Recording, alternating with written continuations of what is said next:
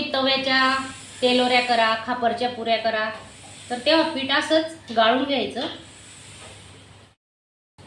हे बघा असं पीठ गाळून झाल्यावर हे बघा असा कोंडा निघतो, असं पूर्ण काढून घ्यायचा।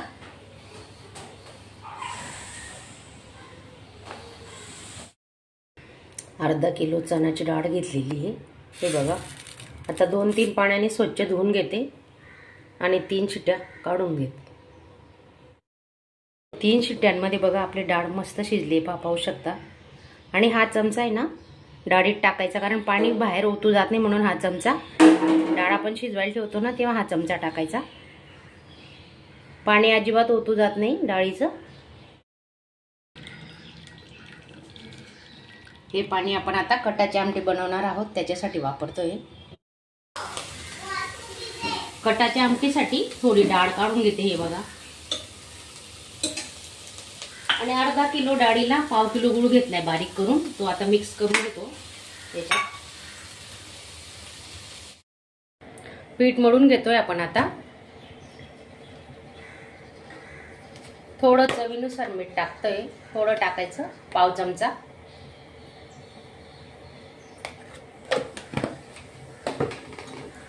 थोडी पाव चमचा हळद आणि 1 पडी तेल घेतोय आपण।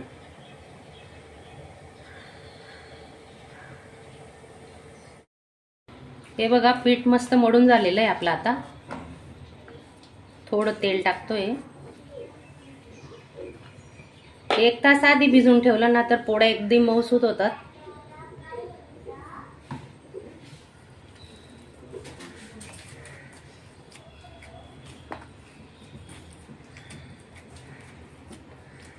ओला कपडा घ्यायचा आणि आता आपण झाकून ठेवणार आहेत। वेलची पूड टाकतोय, वेलची जायफळ पूड केलेली आहे। आता हे चांगलं मिक्स करून घेऊ।